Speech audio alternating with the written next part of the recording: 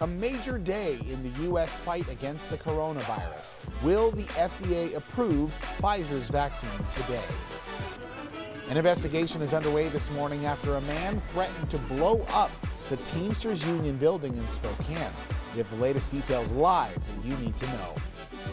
We're talking a shift in the weather pattern from fog to snow as we head into the weekend. I'll let you know how much to expect.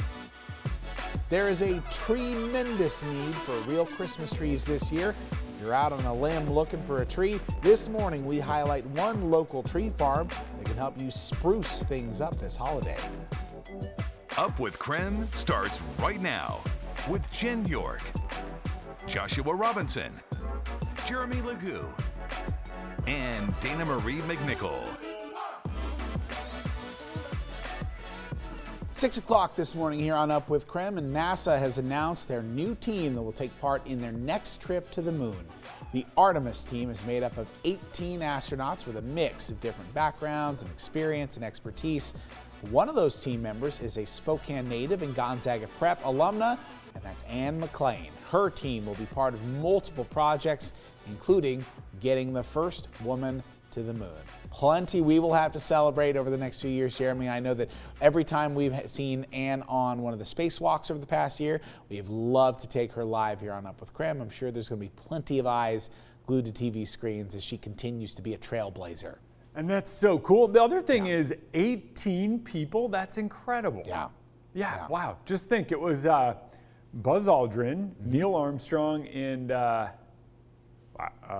oh no, I don't want to tell you. Collins. There we go. I was like, oh no, I was like, I want to let you sweat. Let's see if you can remember who it was. No, that was not me. I had someone in my ear, so thankful for that. But let's do something where I'm not going to dig myself into a hole. Yeah, absolutely. Yeah, how does that sound? Maybe a little bit of weather. So sneak peek at what's to come. Next 7 days are getting quite active, and here is how we get there. We start out with a little bit of cloud cover this morning. That's some patchy fog in some areas. Very similar mechanism giving us both of those. It's a low-hanging stratus deck. So for us, it's just above the ground. Where you have those colder temperatures down near the ground, that drops, and it's down on the ground, dropping visibility in some of those locations. We do have reduced visibility around the area. Out at Spokane International Airport, we have seen some thicker fog. Coeur d'Alene saw some of that a bit earlier. Wenatchee saw some of that. And Walla Walla saw some of that fog or that cloud down on the ground. Other than that, it's not much. Well, it's temperatures hanging out right around freezing early today. And those clouds are going to kind of stick around as we scoot through the day. So expect more of that as we head through the next few hours. They don't really go anywhere. We might try to catch a break in the action. But here's how this plays out as we get into Friday morning. Come on, little computer. Come on. All right, well, we're waking up to snow early Friday, and that snow sticks around as we head through the day. So expect a bit of a nasty commute tomorrow morning. And breaking it down hour by hour, well, temperatures in the upper 30s later on today with clouds might, there we go. Ironed it out. Joshua? See? It's your astronaut karma coming in. It's messing with all your stuff. I feel like I deserve exactly what was just dished up right there. We'll give you another shot in a few minutes for your full forecast, Jeremy. Thanks. Spokane County Democrats believe they were targeted in a political attack after a man walked into their headquarters with a bomb threat around 11 a.m. yesterday. KREM 2's Nicole Hernandez joins us live with the latest updates we have this morning from police. Good morning, Nicole. Good morning, Joshua. So that bomb threat happened here at the Teamsters Union building off of Division here. And this building is the headquarters for the Spokane County Democrats. We want to get straight to some video from yesterday, just around noon. You can see that police had several blocks closed off near Division and Indiana here. This all started when a man walked into that Teamsters Union building with a backpack that had wires hanging out of it. He was threatening to blow up the building. He also took one person into an office against their will. When police showed up, the people in the building were already evacuating and everyone did make it out safe. Spokane police said that when they got into the building, though, there was smoke because the man set his backpack on fire.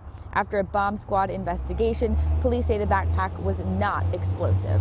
The Spokane County Democrats did make a statement yesterday afternoon that said in part, quote, "We urge every elected official and community leader to join us in condemning this apparently politically motivated act of violence. No one should have to fear for their life simply because they participate in our political process. Spokane City Council President Breanne Biggs and the Spokane Republicans also made statements yesterday. And now police say that that man is in custody. When police showed up, he did exit the building. He left just about 10 minutes after they showed up, and they were able to arrest him. Live in Spokane, I was Nicole Hernandez. And Nicole will be keeping us up to date with the latest information throughout the morning. Coming up this morning, we will also hear from the Spokane County Democrats Chair Nicole Bishop about the incident right here on Up with KREM. That's coming up in our 6:30 half hour.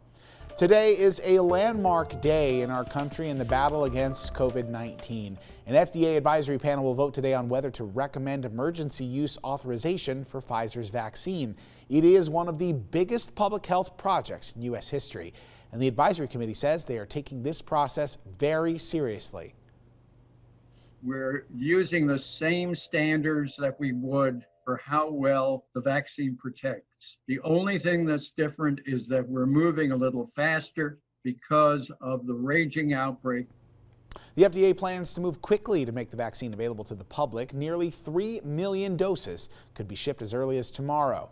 Meanwhile, Canadian health officials have approved Pfizer's vaccine as well, and the first wave of the Pfizer-BioNTech vaccine should start to arrive in Canada next week. This is a critical milestone in our fight against COVID-19 and in our efforts to provide every Canadian with access to a vaccine. Canada is one of the first countries to approve the vaccine, launching the biggest vaccination program in the country's history. 249,000 doses are slated to be there by the end of the month. That would be enough for nearly 125,000 people. Millions more will come from Pfizer early next year, and there are other vaccine candidates in the wings waiting for approval. It is expected to take most of 2021 to get everyone vaccinated in Canada. There's a new report from the White House this morning which says vaccines will not curb COVID-19 spread until at least late spring. The report states that 100 million people need to have the vaccine before it can substantially reduce COVID-19 spread, hospitalizations, or deaths. Even then, White House officials say large-scale benefits will only come after months of immunization, which means social distancing measures and masks will be needed until most people have that vaccine. Joint Base Lewis McChord will be among the first military bases in the U.S. to get the COVID vaccine. The Department of Defense announced this week that Madigan Army Medical Center is among a dozen base hospitals first on the list to receive doses. The DoD will have an initial allotment of 43,000 doses. The vaccines will go to uniformed service members and their dependents, to the National Guard, to retirees, and civilian employees. As of today, all 50 states have now certified their election results as the Electoral College process moves forward. Electors from every state will vote on Monday, and this news of certification comes after a wave of lawsuits from President Trump claiming the election was rigged. To date, the lawsuits have been considered baseless and have been dismissed at the state and federal levels in the weeks that followed the November election.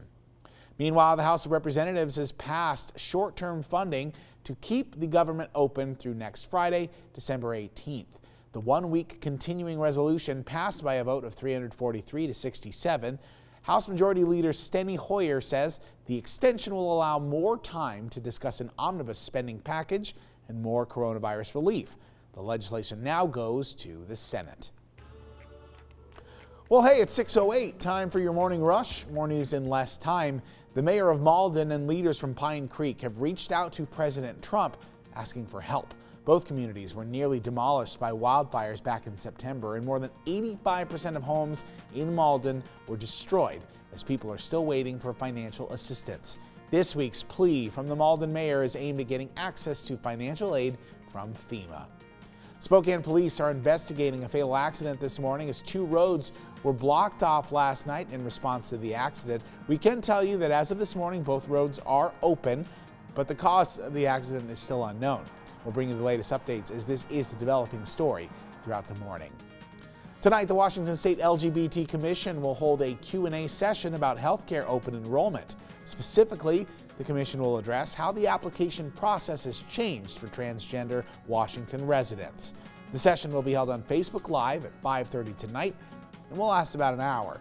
The event is free, and you can find more information on the Facebook event page. If you take a look at your screen, you can see it right now.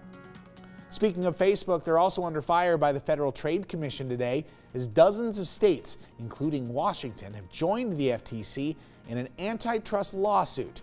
And that lawsuit's asking a court to force the tech giant to sell Instagram and WhatsApp.